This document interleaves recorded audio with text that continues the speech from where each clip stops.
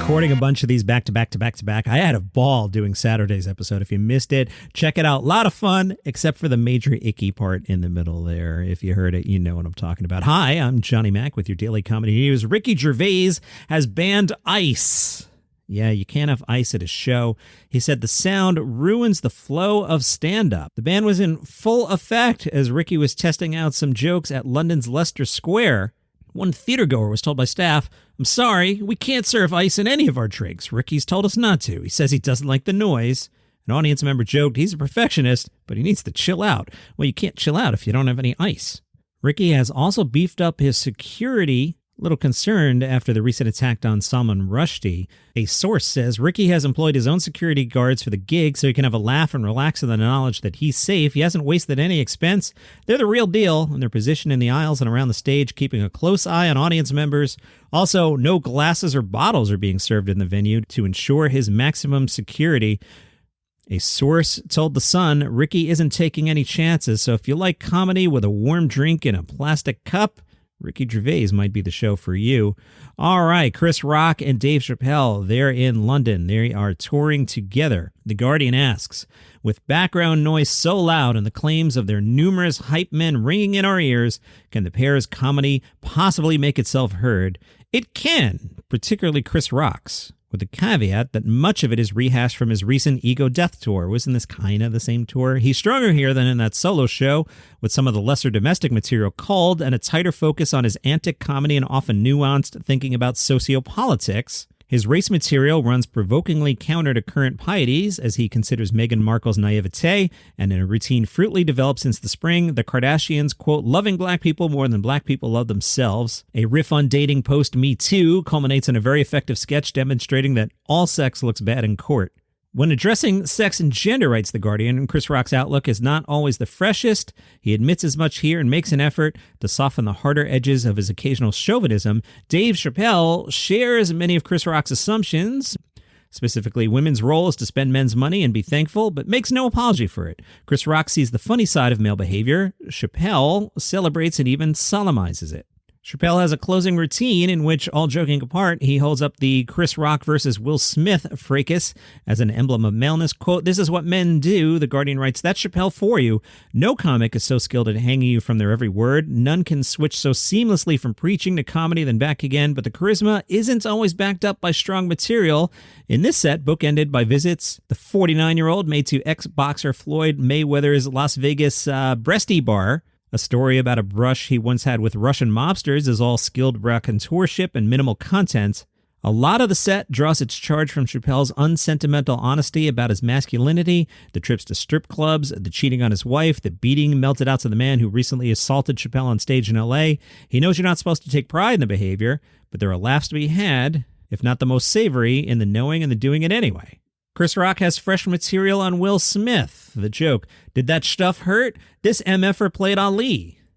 Chappelle speaks about how his own assault was hijacked by Rock himself leaping out into the crowd. Between Rock's high-octane cultural commentary and Dave Chappelle's smooth account, there are reminders in this two-hander of how good these comics can be when left to speak unmolested. Chappelle referred to Will Smith's assault of Chris Rock as a very strange choice, and he said Chris Rock had always been himself, whereas Will Smith did an impression of a perfect man for 30 years. I just hope he doesn't put that mask back on. Rick and Morty are back tonight. Yeah, love that show.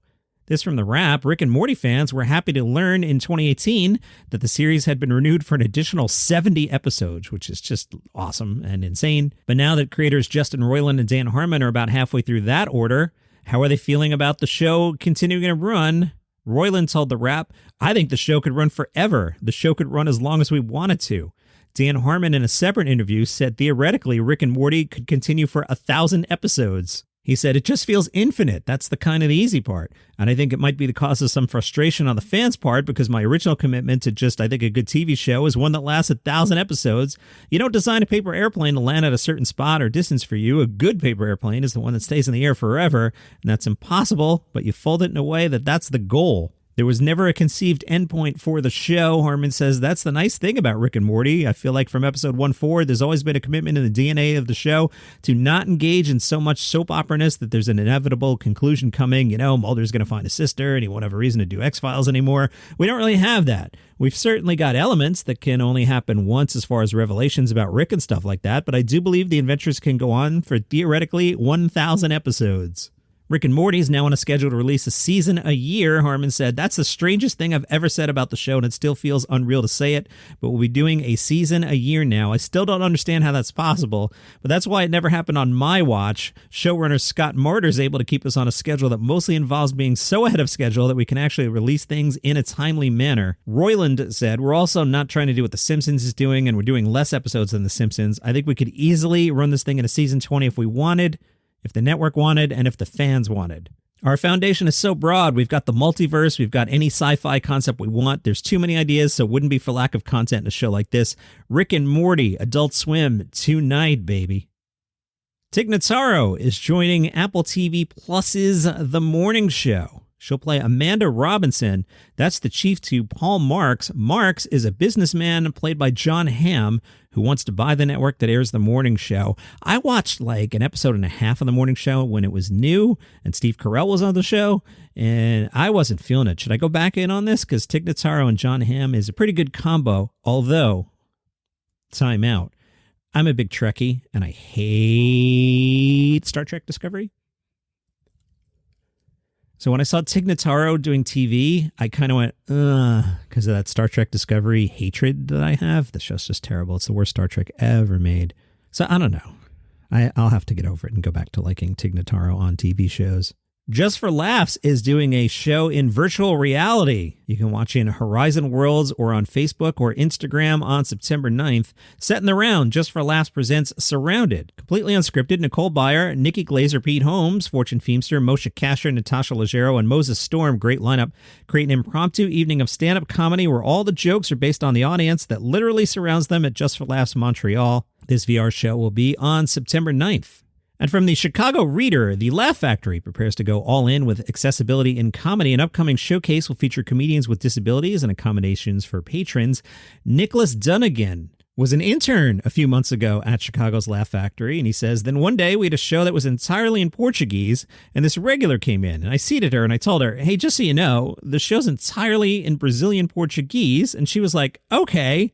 And then 5 minutes of the show, she left and she said, I thought I could handle it. I can't. But if you had a show that was in ASL, I could do that. Dunnigan then thought about not just having ASL interpreters at the Laugh Factory, but creating a more welcoming environment for audiences and performers who have disabilities. What he came up with is All In Comedy, a disability-inclusive show scheduled for Sunday, October 23rd.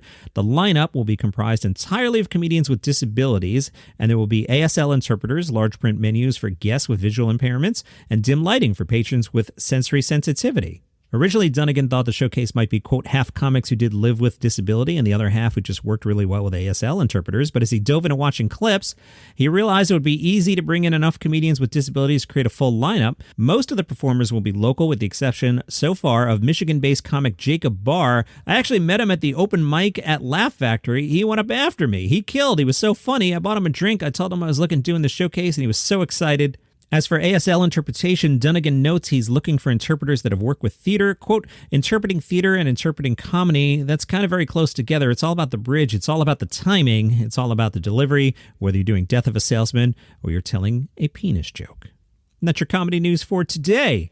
Normal episode tomorrow. Follow the show for free on Apple Podcasts or Spotify. Hope you're enjoying the holiday weekend. See you here tomorrow.